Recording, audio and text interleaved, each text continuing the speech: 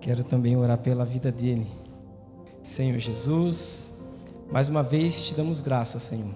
Ó Deus, este é um momento muito especial, assim como já tem sido desde o início do culto, Pai.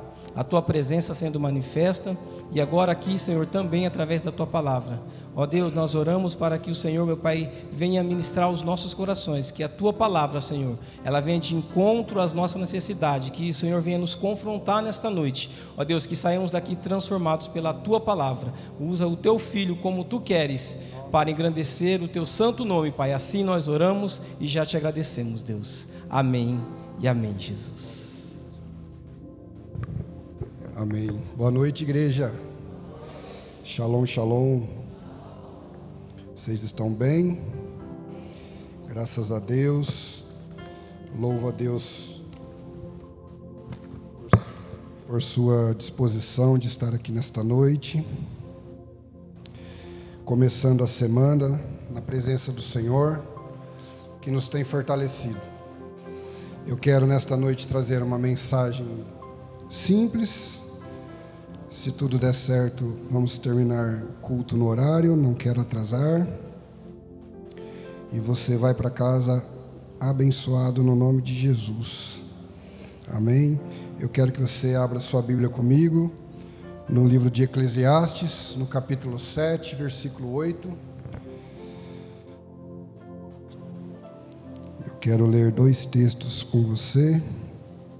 Depois nós vamos ler Romanos capítulo 8 e o versículo 18. Eclesiastes, capítulo 7 e o versículo 8. A Bíblia vai dizer assim: o fim das coisas é melhor que o seu início, e o paciente é melhor que o orgulhoso. Amém?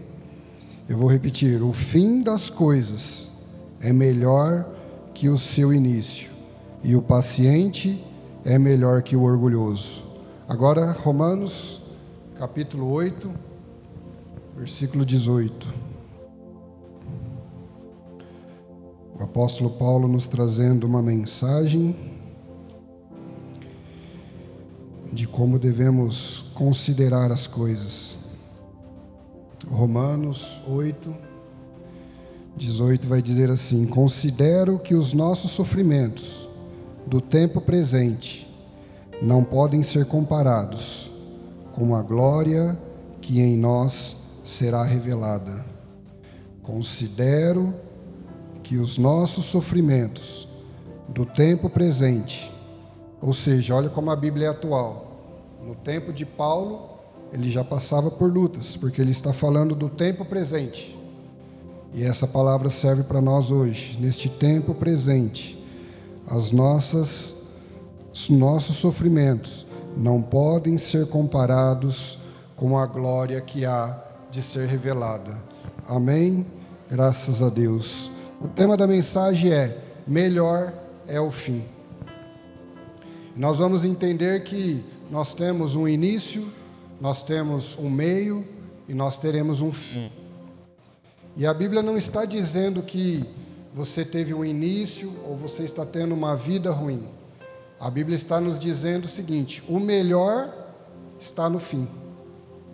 Então não importa como você começou, não importa como você está hoje, o mais importante e o melhor é o fim.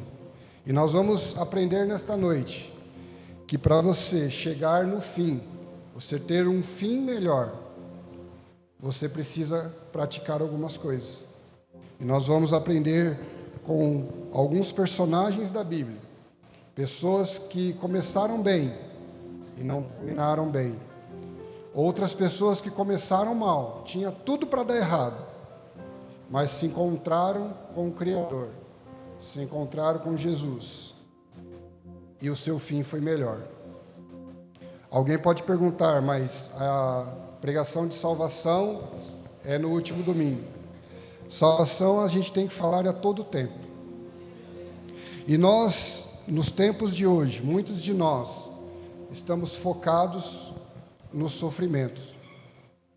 E nós temos que aprender a separar que nós estamos passando, parte nós mesmos somos culpados, e outras coisas é referente à luta que nós sempre vamos travar com o nosso inimigo. Mesmo ele sendo derrotado, mesmo ele já sabendo o destino dele, ele não desiste em nos perseguir, em nos atormentar. Então, muitos de nossos problemas é porque nós estamos em guerra. E quanto mais nós tivermos consciência da posição que nós temos em Jesus Cristo, mais nós vamos ter consciência se nós estamos passando por problemas espirituais ou físicos. Então eu quero iniciar falando da palavra melhor, porque o Salomão vai dizer que o fim das coisas é melhor, o melhor está no fim. E o melhor então significa bom, agradável, valioso, benefício, proveitoso. Então não importa como você está hoje. Nós temos uma grande dificuldade muitas vezes de prestar atenção numa mensagem que dura no máximo 1 hora. Estamos pensando nos problemas de amanhã. Estamos pensando até mesmo em coisas que já se passaram. E perdemos a bênção do Senhor falando conosco agora. Quando nós louvamos ao Senhor, nós falamos com Ele, nós falamos que Ele é santo, que Ele é poderoso, que Ele é glorioso. E agora na mensagem, Deus fala conosco. E eu tenho certeza que neste ambiente, com certeza, há pessoas aqui que têm passado por lutas, têm passado por dificuldades. Mas a Bíblia nos garante que se nós formos fiéis, se nós perseverarmos, se nós não desistirmos, o nosso fim vai ser melhor. Amém? Você pode, sempre que puder, você pode glorificar ao Senhor, porque Ele tem o melhor preparado para nós. E aí nós vamos entrar no contexto da palavra paciente. O que é você ser paciente? Porque Salomão vai dizer que o paciente é melhor que o orgulhoso. E o paciente é ser longânimo. Trazendo para a nossa linguagem, é aquele que tem pavio longo. É aquele que é tardinho em irar-se. Aquele que suporta com constância. É isso que nós devemos ser. Nós temos que buscar domínio próprio. Por quê? Porque mediante as lutas, muitos de nós não temos paciência. Nós vamos ver ao longo da mensagem um personagem que era para ser o maior rei de Israel, mas por conta da impaciência, não esperou o tempo devido. E cometeu outros erros também e acabou perdendo o reino. Então, qual que é o contexto que Salomão nos ensina quando ele fala que o fim das coisas é melhor que o início? Porque o fim revela a verdade sobre as coisas. Você tem uma trajetória, mas é o fim que vai determinar tudo. Outra coisa que ele nos ensina, que o paciente é superior ao orgulhoso. E por fim, só faz sentido perseverar se nós tivermos o temor do Senhor.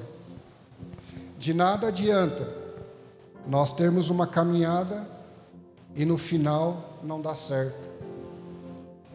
Nós temos que temer ao Senhor. Coloca para mim Eclesiastes 12, 13. Nós vamos ver o que Salomão nos ensina. De tudo o que se ouviu, aqui está a conclusão: tema a Deus e obedeça aos seus mandamentos, porque isso é o essencial para o homem. Então, em toda a nossa trajetória, qual que é o essencial? Obedecer ao Senhor, cumprir os seus mandamentos, porque senão não vai fazer sentido o seu fim. Já Paulo, ele vem nos falar sobre os sofrimentos atuais. porque nós estamos aqui por passagem. Voltando em Salomão, no versículo 2, ele vai dizer que na casa do luto, você tem mais... Coloca o versículo 2 para mim, Eclesiastes 7, 2, por favor. É melhor ir a uma casa onde há luto do que uma casa que há festa, pois a morte é o destino de todos. Os vivos devem levar isso a sério. É um tema chato falar sobre morte, mas é o ciclo da vida. Muitos não acreditam que Jesus irá voltar, mas com certeza, se o tempo que ele vai voltar nós não sabemos, mas se até lá não acontecer, para cada um de nós, com certeza Jesus irá voltar, porque irá findar o nosso tempo aqui na terra. E aí Salomão vai dizer que na casa do luto você reflete sobre a vida. Na casa da festa não. Quando você vai numa festa, você não fica pensando nos problemas, você não fica preocupado, você apenas se diverte. Mas quando vamos num velório, com certeza nós ficamos reflexivos. Primeiro, claro que nós não devemos julgar, nós ficamos pensativos. Será que esta pessoa, ela foi salva por Cristo? Mas de maneira alguma devemos julgar. Outra coisa que nós pensamos, pelo menos quando eu vou a um velório eu penso, e se fosse eu? Somos nós que poderíamos estar ali, porque ninguém sabe o dia da sua partida. É por isso que nós temos que estar fiéis em todo o tempo. A Bíblia vai nos dizer que para você não deixar o sol se pôr sobre a sua ira.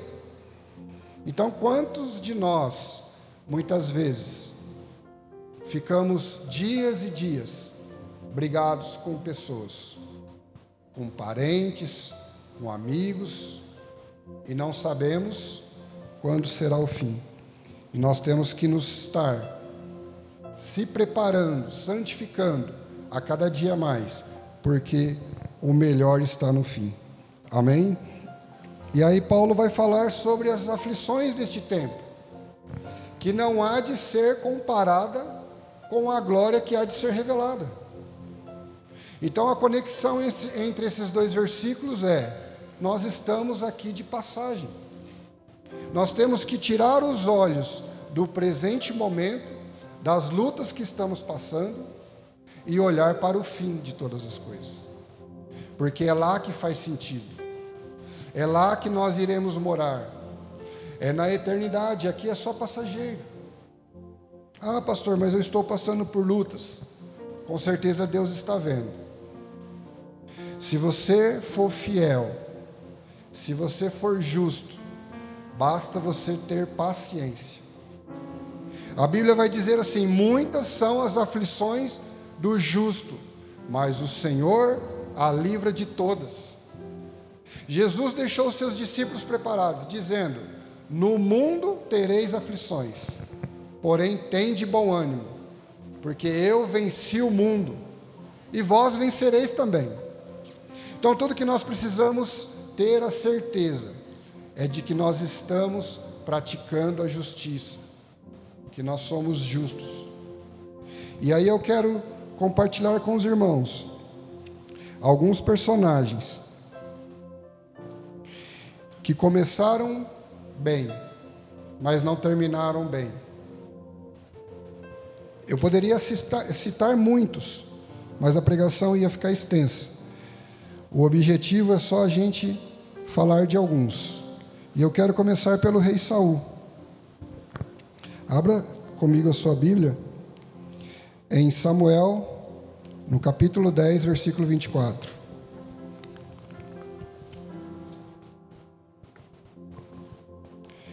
Primeira Samuel, capítulo 10, versículo 24. Vai dizer assim: então Samuel disse a todos: vocês veem o homem que o Senhor escolheu? Não há ninguém como ele no meio de todo o povo. Então todos gritaram: viva o rei! Aqui a Bíblia começa a citar a trajetória de um ungido do Senhor. O povo de Israel clamou a Samuel, o profeta: nós queremos um rei. E Samuel começou a orar pelo povo, e Deus disse: Samuel, não ore por este povo, porque eles rejeitaram foi a mim.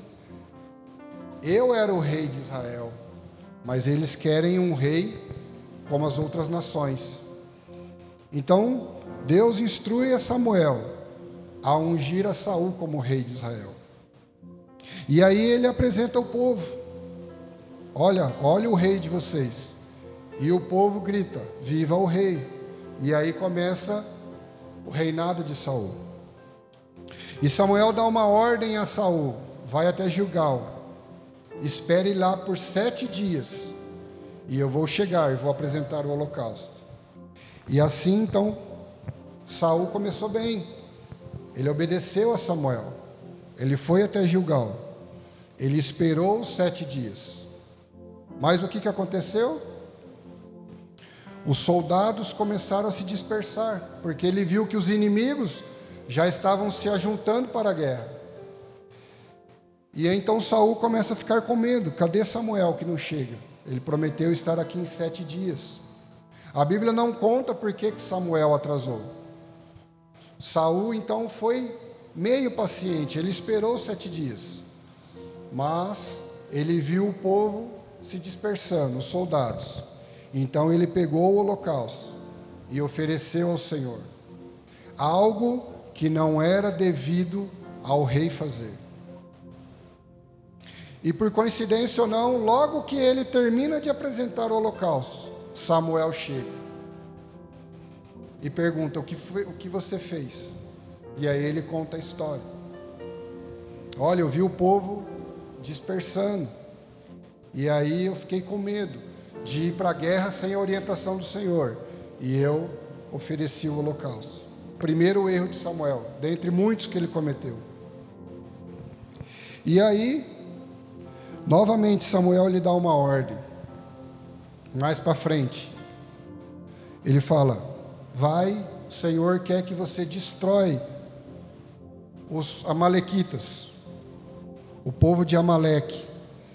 É para você destruir tudo.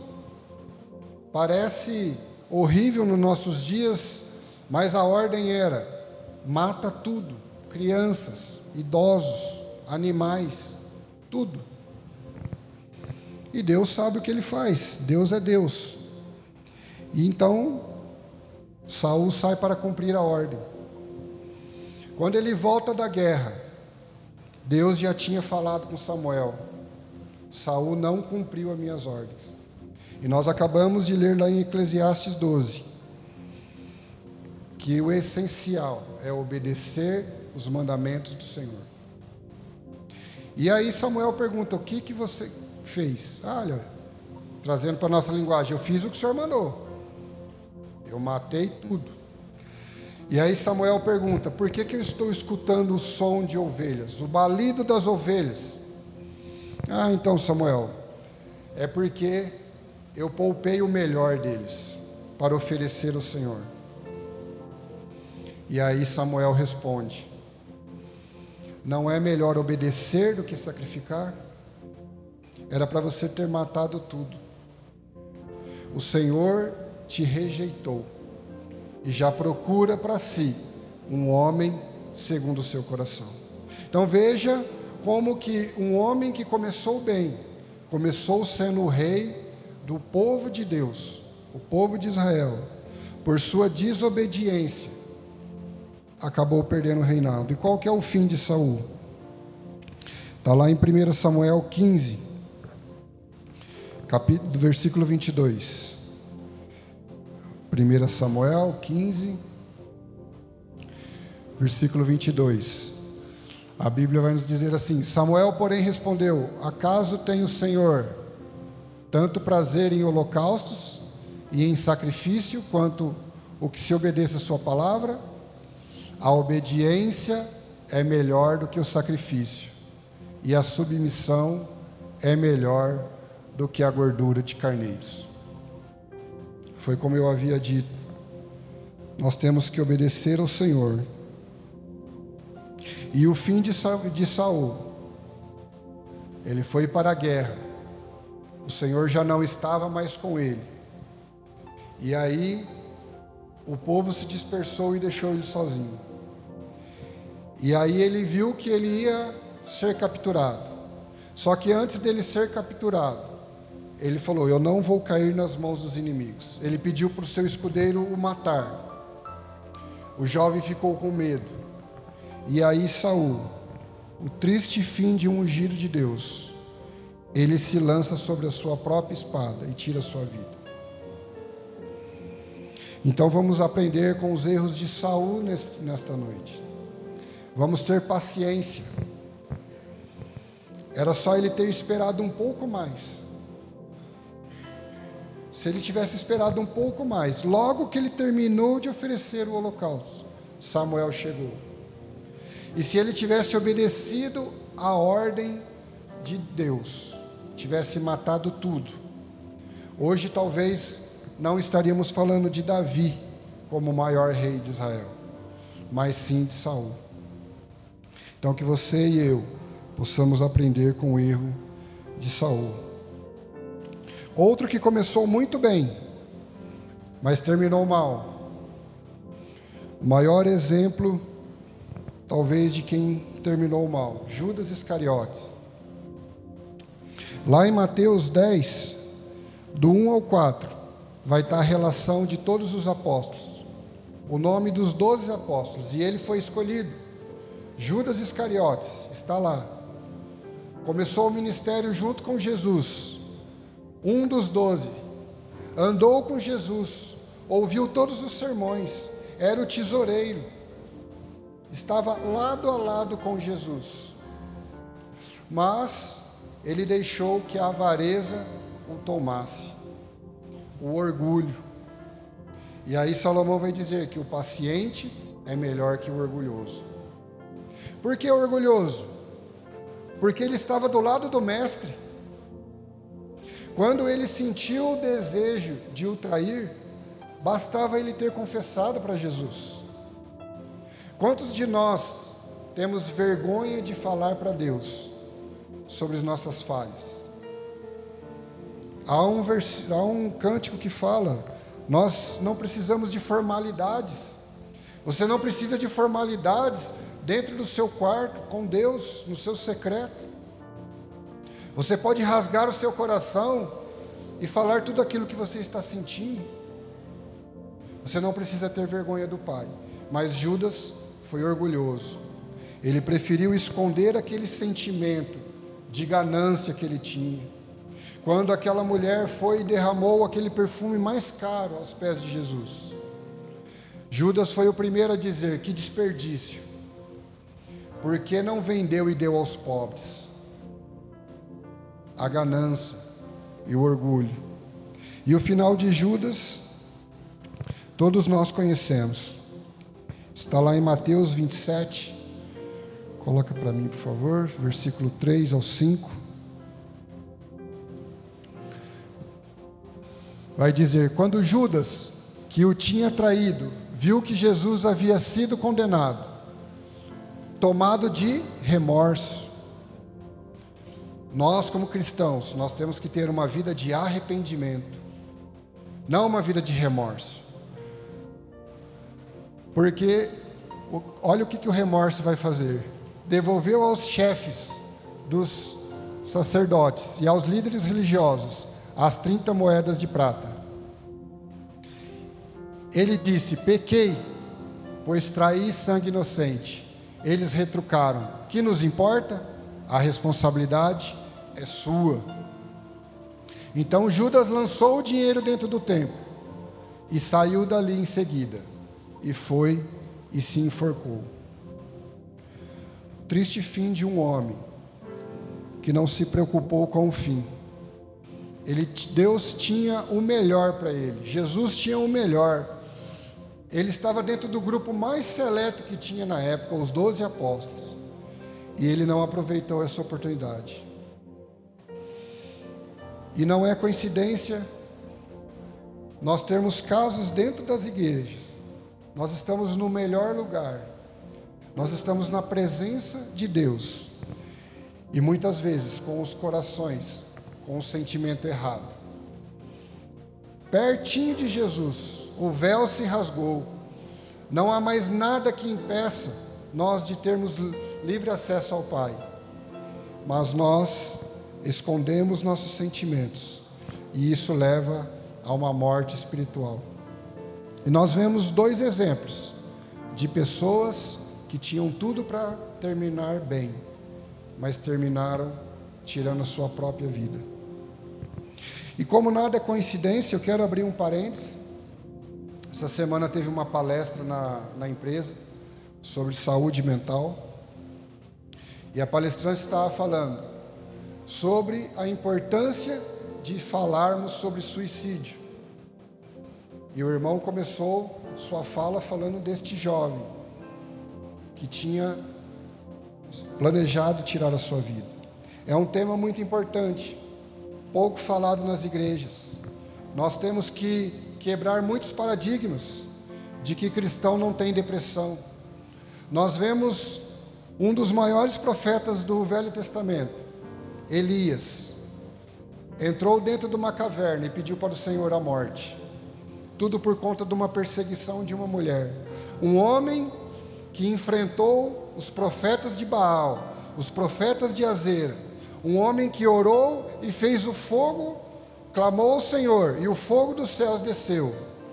Agora está dentro de uma caverna, com medo de uma mulher, pedindo a morte ao Senhor. Nós precisamos falar mais sobre isso. Nós precisamos olhar para o comportamento daqueles que estão ao nosso lado, dos nossos familiares, dos nossos amigos. Precisamos, se for necessário, procurar ajuda. Quebrar o paradigma que psiquiatra é médico de louco. Não é. Se for necessário, procure ajuda, procure um psicólogo, para que, em nome de Jesus, dentro das nossas igrejas e por aí afora, não tenhamos notícias de pessoas que tiram suas próprias vidas. Hoje pela manhã, a primeira notícia que a minha esposa deu, que ela viu nas redes sociais, pastor da Assembleia de Deus.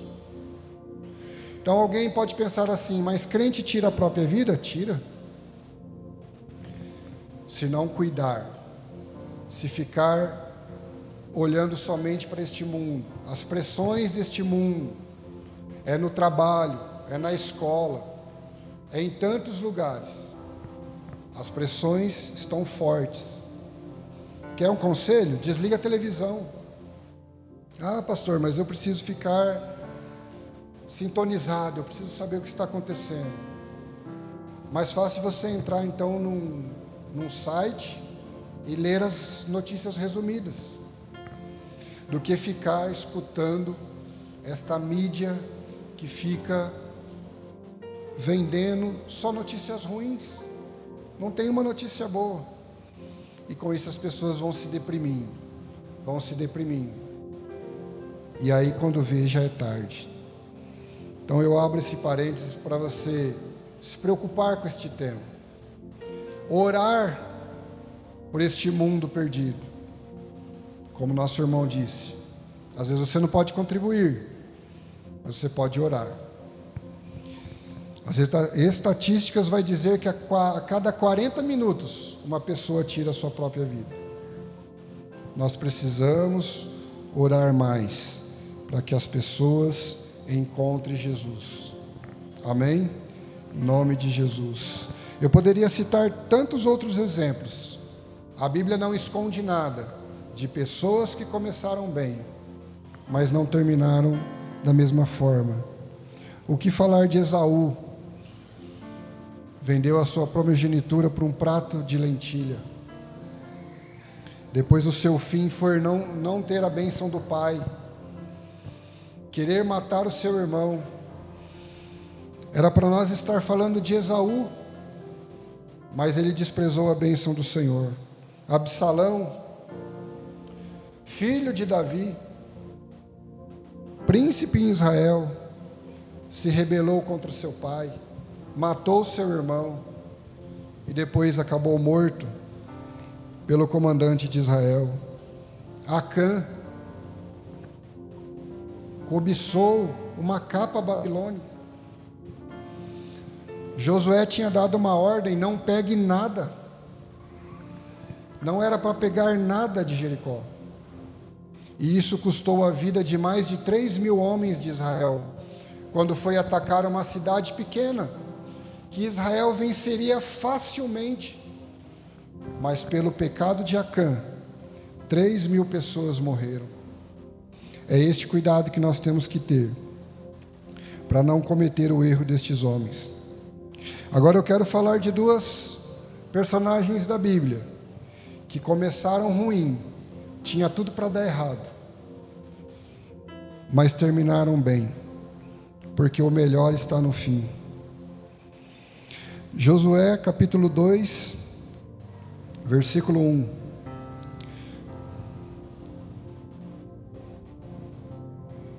Josué capítulo 2, versículo 1.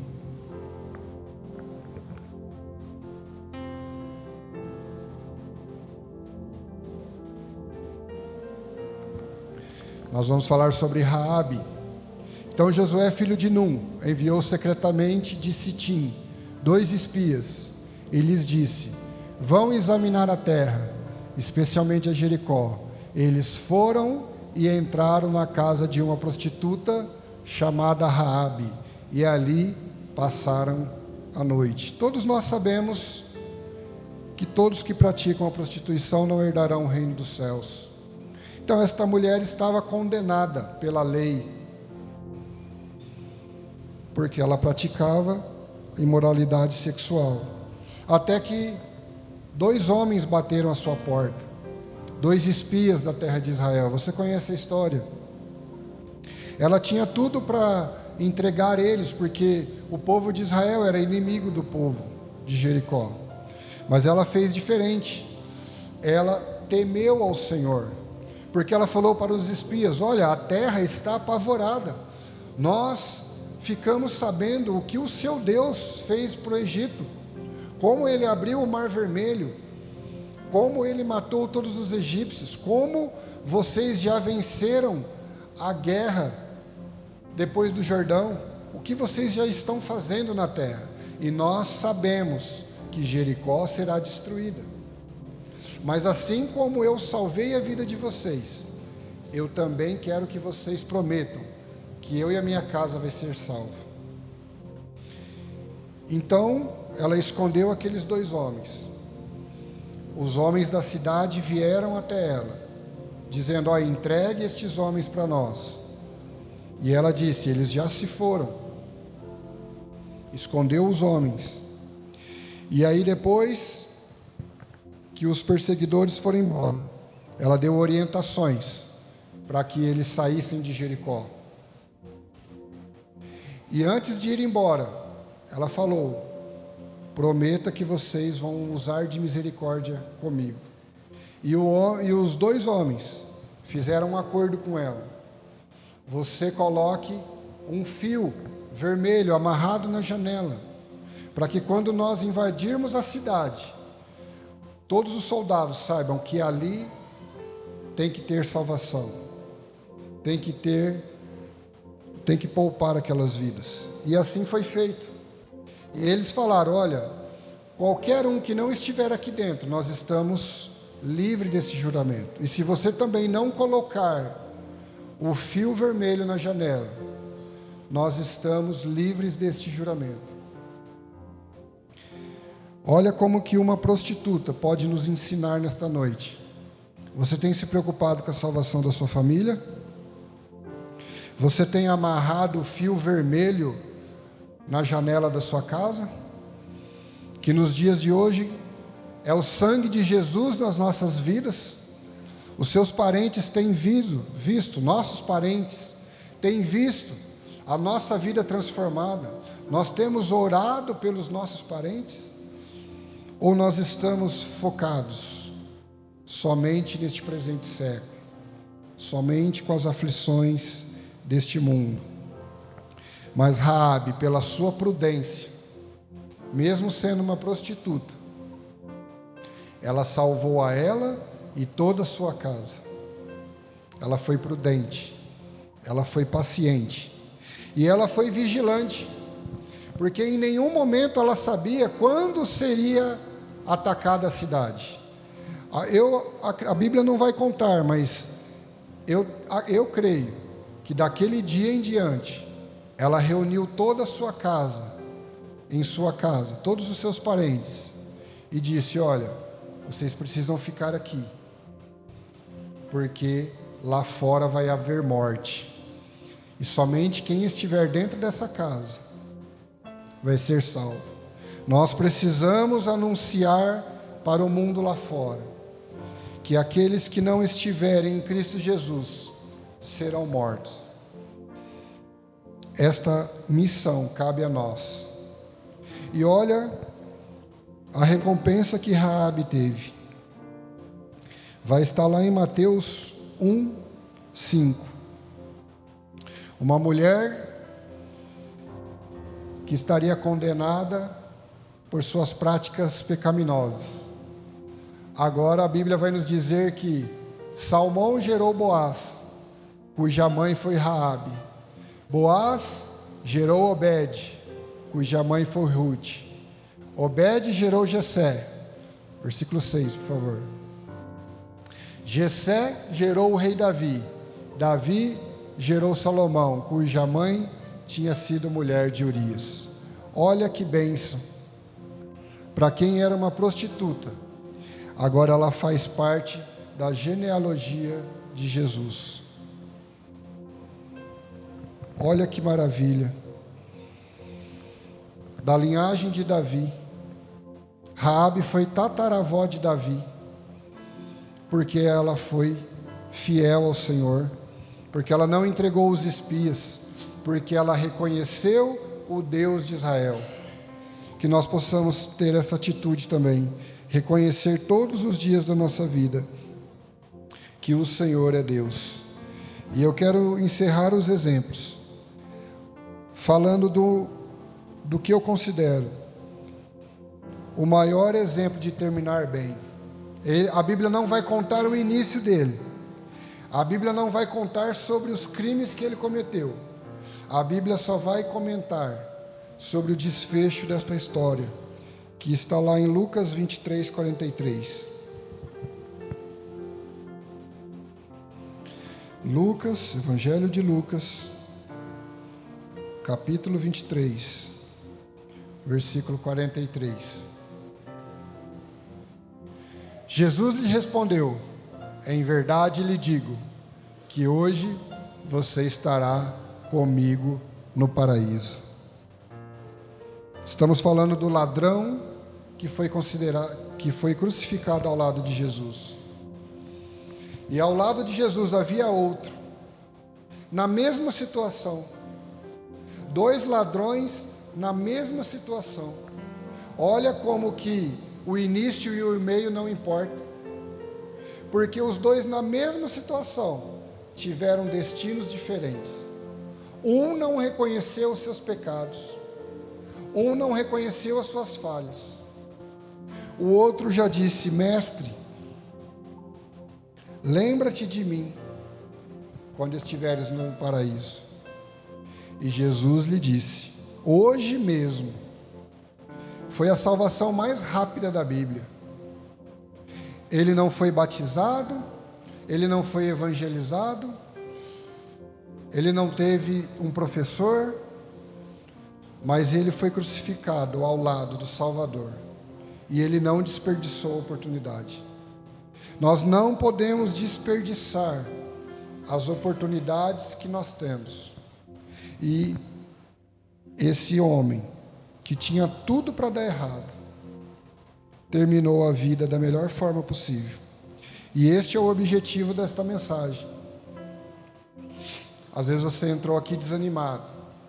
Você vai falar: pastor, você não sabe o que eu passo lá em casa. Eu não sei, mas Jesus sabe. E se hoje você estiver disposto a reconhecer as suas falhas, a se entregar a Jesus, com certeza, você vai notar a diferença daqui para frente. Não que as lutas vão acabar. É isso que nós, como cristãos, precisamos entender. Nós vamos sempre enfrentar lutas. A diferença é a paz que nós temos internamente. Está tudo bagunçado, está tudo pegando fogo, mas nós estamos em paz. É por isso que o lema da reunião de casais é casa de paz. Você pode ter um trabalho conturbado, na sua escola, aonde você convive, mas quando você chega na sua casa, você tem uma casa de paz, porque você sabe que Jesus está ali. É esse o nosso objetivo nesta noite, que você tire o foco somente das coisas deste mundo, que tem roubado a nossa atenção, e foque no final, porque os sinais dos tempos estão aí, e Jesus está voltando. Amém? E eu quero falar com vocês 3 aplicações, e nós vamos orar. A primeira delas, não tem como você ter o seu fim ser melhor, se você não aceitar a Jesus e viver pela fé. Efésios 2, o 8 e o 9, por favor. Efésios 2, versículo 8 e 9. Pois pela graça vocês são salvos, por meio da fé, e isto não vem de vós, é dom de Deus. Não por obras, para que ninguém se glorie. A salvação Jesus já pagou. Nós fomos salvos através do sacrifício da cruz. Então ninguém precisa pagar para ser salvo, mas você precisa aceitar. E tudo isso começa através do batismo. Começa através da sua confissão pública, que você aceita Jesus como seu Salvador.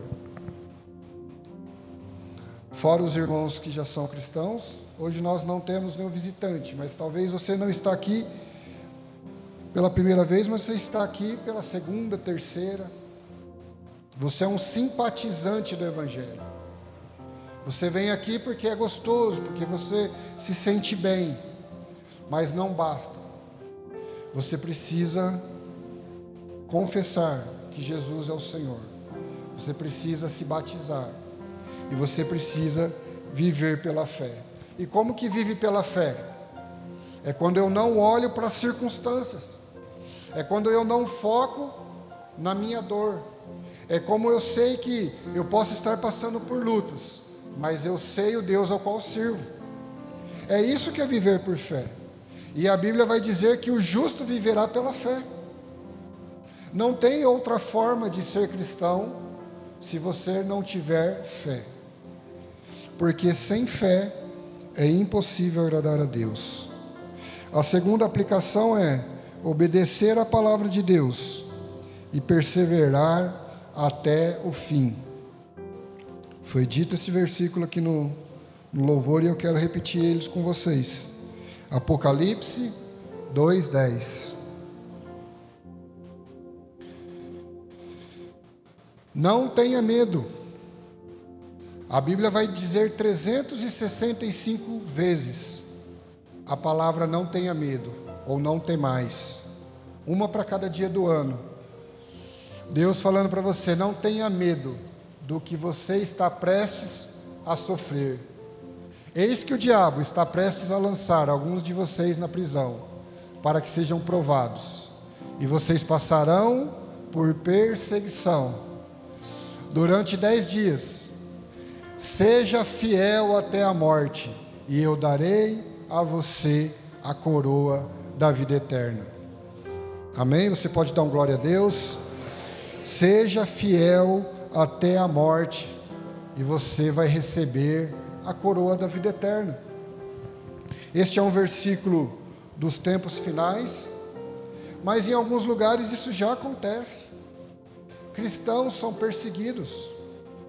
Nós vivemos num país livre, onde as igrejas podem cultuar ao Senhor, isto é garantido pela Constituição.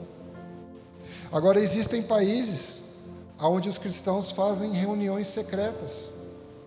Existem missionários que não podem ser identificados, porque senão eles são mortos. Agora imagine no Brasil, se começa uma perseguição terrível. Quantos de nós iremos permanecer até o fim?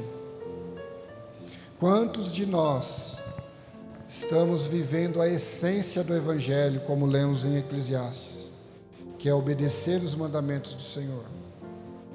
Imagina se um exército entrasse aqui dentro da igreja e falasse: eu dou 5 minutos para quem quiser salvar a sua vida, negar a Jesus, que pode sair, pode ir embora. Quantos de nós permaneceria aqui firme? Pode matar. Eu posso perder a minha vida aqui e vou ganhar a eternidade. Jesus mesmo disse: você quer ganhar a sua vida, primeiro você tem que perder ela. Quem perder a sua vida, achá-la-á, diz o Senhor. Mas se você não carregar a sua cruz, se você não negar a si mesmo, você vai deixar de ter o maior bem da sua vida, que é a salvação da alma. E a última aplicação prática: testemunhar e praticar boas obras como fruto da fé. Não adianta só ter fé, nós precisamos praticar. Está lá em Tiago 2:17. Tiago 2:17 vai dizer: assim também a fé, por si só, não é acompanhada de obras. Se não é acompanhada de obras, ela está morta. Não podemos ter uma fé morta, igreja. Nós precisamos mostrar para este mundo que Deus está vivo. Muitos não acreditam mais em Deus. Nós tivemos uma reunião aqui e o assunto foi esse: como que o mundo está lá fora? O que as pessoas estão dizendo de Jesus, pastor João? Pessoas que se declaram ateu estão aumentando. Não acreditam mais na criação. Esses dias eu falei para um ateu: você pode não acreditar que ele existe, mas um dia você vai conhecer ele. E nós vamos ler um versículo para encerrar, e tomara que seja do lado certo, que as pessoas conheçam Jesus. E cabe a nós que conhecemos a Cristo, não podemos ficar presos nas 4 paredes da igreja. Nós temos que levar o evangelho da cruz às pessoas. As pessoas estão deprimidas, estão oprimidas, depressivas, as pessoas estão doentes, e nós precisamos falar: Deus cura, Deus salva. Os milagres não acabaram. Deus continua sendo o mesmo ontem, hoje e Ele sempre será. Acontece que hoje as igrejas, a maioria delas, hoje, se nós encontrarmos um paralítico, hoje nós temos ouro e prata para dar para ele. Na época de Pedro e João não tinha. Pedro e João disse: eu não tenho ouro, eu não tenho prata, mas o que eu tenho eu te dou. Levanta e anda em nome de Jesus. Nos nossos dias, infelizmente, muitos de nós, muitas igrejas, nós iríamos dizer para o paralítico: eu tenho ouro, eu tenho prata, mas eu não tenho Jesus que pode te levantar. É uma triste realidade para nós refletirmos. Não há problema nenhum em ter riqueza. Nós já falamos isso aqui várias vezes. Quanto mais Deus te der, melhor, desde que o seu coração não esteja na riqueza. Se eu não me engano, é em Provérbios 30. Ele vai dizer assim: que o Senhor não me dê pouco para que eu me envergonhe, mas para que o Senhor também não me dê muito, para que eu tenha orgulho. Então que você tenha coragem de fazer essa oração ao Senhor, que você tenha o necessário para viver. Deus pode te acrescentar muitas riquezas, mas o essencial é você estar obedecendo o Evangelho de Cristo. Amém? Vamos se colocar em pé. Eu quero fazer a leitura do último versículo, o último texto, na verdade, está lá em Mateus 25, a partir do versículo 31. Eu quero ler com os irmãos. Esse é o desfecho de tudo, irmãos. Que em toda a nossa caminhada, nós possamos chegar até o fim, porque o melhor está reservado para o fim. E você ouvir o que nós vamos ler aqui agora. Jesus contando uma parábola para os discípulos, do que vai acontecer. Este mesmo texto, Paulo vai falar sobre o tribunal de Cristo. E João vai falar em Apocalipse, sobre o trono branco. E vai dizer assim: quando o Filho do Homem vier na sua glória, com todos os anjos, ele se assentará no seu glorioso trono. Todas as nações serão reunidas diante dele, e ele separará uma das outras, como o pastor separa a ovelha dos bodes. Ele colocará as ovelhas à sua direita e os bodes à sua esquerda. Então o rei dirá aos que estiverem à sua direita: venham, benditos do meu Pai, recebam como herança o reino que foi preparado para vocês desde a criação do mundo. Que nós possamos estar ao lado direito de Jesus, igreja, e ouvir essa voz que vai dizer: vinde, benditos de meu Pai. Outra versão vai dizer: entrai para o gozo eterno. Versículo 35, por favor. Pois eu tive fome, e vocês me deram de comer. Tive sede, e vocês deram de beber. Fui estrangeiro, e vocês me acolheram. É por isso que nós temos que ter uma fé viva. Não basta crer em Jesus, nós precisamos praticar estas coisas, estas obras. Seguinte, por favor. Nós vamos até o 46. Necessitei de roupas, e vocês me vestiram. Estive enfermo, e vocês cuidaram de mim. Estive preso, e vocês me visitaram. Então os justos lhe responderão: Senhor, quando te vimos com fome e te demos de comer? Ou com sede e te demos de beber? Quando te vimos como estrangeiro e te acolhemos? Ou necessitado de roupas e te vestimos? Quando te vimos enfermo ou preso e fomos te visitar? O rei, que é Jesus, responderá: em verdade lhes digo que tudo o que vocês fizeram a algum desses meus pequenos irmãos, a mim me fizeram. Então ele dirá ao que estiverem à esquerda: malditos, apartem-se de mim para o fogo eterno, preparado para o diabo e os seus anjos. Pois eu tive fome, a mesma situação, e vocês não me deram de comer. Tive sede, e vocês não me deram de beber. Fui estrangeiro, e vocês não me acolheram. Necessitei de roupas, e vocês não me vestiram. Estive enfermo. É o anterior, por favor. Pois eu... para o fogo eterno, preparado para o diabo e seus anjos. Isso. Fui estrangeiro e vocês me acolheram. Vocês não me acolheram. Necessitei de roupas e vocês não me vestiram. Estive enfermo e preso e vocês não me visitaram.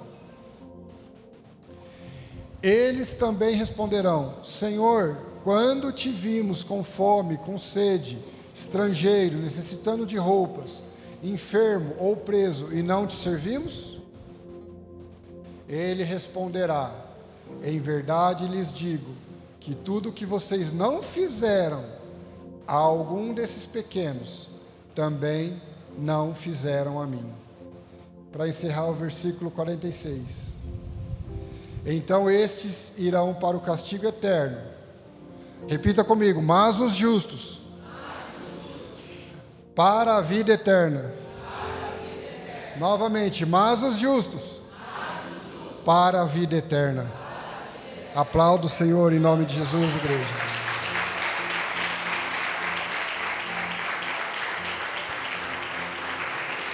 Glórias a Deus em nome de Jesus. Que você possa estar ao lado de Cristo, ao lado direito, e ouvir a bendita voz de Cristo dizendo: vinde benditos de meu Pai, entrai para o gozo eterno. Mas, infelizmente, também vai ter aqueles que não aceitaram Jesus, que não atenderam aos necessitados, que não acudiram aos enfermos. Veja que a necessidade é igual para todos. Uns fizeram, praticaram a sua fé, tiveram uma fé viva, e outros não. Que nós, em nome de Jesus, estejamos olhando para o fim de todas as coisas, pois o melhor é o fim. Não importa como você começou, não importa como você está hoje, o que importa é você um dia ouvir esta frase. E quando você ouvir esta frase, lá não haverá mais choro, lá não haverá mais lágrimas, não haverá mais dor, e juntos, para sempre, viveremos para louvar e engrandecer o nome do Senhor. Então continue firme, persevere, não deixe de orar, não deixe de meditar na palavra, não deixe de evangelizar, deixe as coisas deste mundo para trás e olhe para o alvo, que é Cristo. Amém? Eu quero orar com você, eu quero orar por você, para tudo aquilo que está lhe afligindo. Deus se importa com você. Deus não é um Deus que olha para os seus filhos, vê eles sofrendo e não faz nada. Deus se importa, mas Ele espera que nós o reconheçamos como o único Senhor. Então você tem a oportunidade de fazer isso essa noite. Às vezes você não se entregou a Jesus ainda. Eu te convido a você fazer isso essa noite. Como eu disse, você é apenas um frequentador. Que você possa se entregar a Cristo nesta noite. Às vezes você está afastado, você caiu. A Bíblia vai dizer que o justo cai, mas o Senhor o levanta. Ainda que ele caia 7 vezes, o Senhor o levanta. Então não fique prostrado no chão, se levante nesta noite. Jesus está te esperando. Então vamos orar em nome de Jesus. Pai, em nome de Jesus, obrigado porque o Senhor ainda fala conosco. Paulo vai dizer que ainda que as aflições deste mundo presente não vai ser comparada com a glória que nos há de ser revelada. Passamos por lutas aqui também, Senhor. Como o Senhor mesmo disse que teríamos aflições, temos enfermidades e cremos que o Senhor levou elas na cruz do Calvário. Pelas tuas pisaduras, nós já fomos sarados. Por isso, nesta hora, eu quero orar por todos que nesta noite entraram aqui com alguma dor, com alguma enfermidade. O Senhor continua sendo Jeová Rafá. O Senhor cura desde a planta dos pés até o alto da cabeça, porque o teu poder não mudou.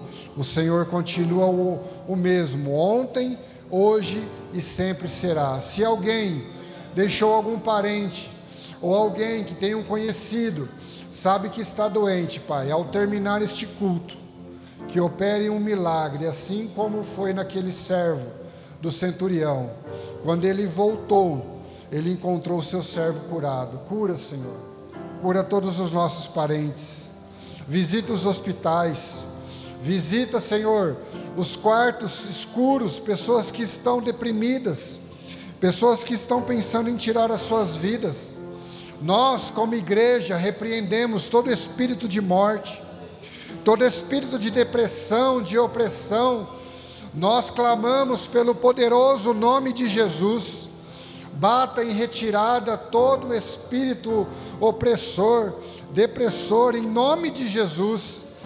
Aonde há liberdade no Senhor, aí há operação de milagres, prodígios e maravilhas. Nós, nos dias de hoje, ainda, Pai, cremos nos Teus milagres, porque o Senhor é poderoso, Pai. Nós colocamos todas as causas impossíveis, Pai, em Tuas mãos. Aquilo que é possível nós fazermos, nós queremos fazer, Pai, com empenho, com excelência. Nós queremos acudir os necessitados. Nós queremos levar alimento àqueles que passam fome, àqueles que passam sede, aos vulneráveis. Porque a religião verdadeira, diz a Tua palavra, é socorrer os órfãos e as viúvas. Nós, como igrejas, queremos trabalhar, Senhor, não somente tendo fé, mas tendo obra. Mas acaso, Senhor, que é impossível ao homem, o evangelista Lucas vai dizer: aquilo que não é possível para os homens é possível ao Senhor. Que em nome do Senhor, os impossíveis aconteçam nessa noite, Senhor. Pai, age na impossibilidade. Era impossível aos homens abrir o mar vermelho. Era impossível aos homens sustentar durante 40 anos mais de 3 milhões num deserto, aonde de dia é o sol escaldante, aonde à noite é um frio intenso. Mas o Senhor sustentou aquele povo por 40 anos e depois lhes deu uma terra que manava leite e mel, Senhor. O Senhor tem o melhor para os seus filhos. Eu creio, o Senhor tem o melhor para nós. O Senhor diz na Tua palavra: se nós crermos, se nós ouvirmos ao Senhor, nós comeremos o melhor desta terra. Pai, abre as janelas do céu, Senhor. Pai, em nome de Jesus, que os milagres aconteçam na casa dos Teus filhos, Pai, e nós iremos colher testemunhos nos próximos dias, para a honra e glória do Teu santo nome, porque o Senhor continua operando milagres. Eu quero orar por todos, Pai, por todos que ainda não têm os seus nomes escritos no livro da vida, por pessoas que, se partirem hoje, infelizmente, no dia do juízo, vão estar ao seu lado esquerdo e vão ouvir a triste voz: apartai-vos de mim, malditos, pois eu não vos conheço. Pai, em nome de Jesus, tenha misericórdia das almas perdidas, Senhor. Nós, como igrejas, os gideões desta hora, nós clamamos, Senhor, por estas almas, para que encontrem o Salvador, que é o Senhor, e os seus nomes sejam escritos no livro da vida, e juntos ouviremos a voz daqueles que vão à Tua direita, e ouvirão a voz: vinde benditos de meu Pai, entrai para o gozo eterno. Aleluia, onde não haverá mais choro nem ranger de dentes, aonde por toda a eternidade vamos dizer: santo, santo, santo é o Senhor dos exércitos.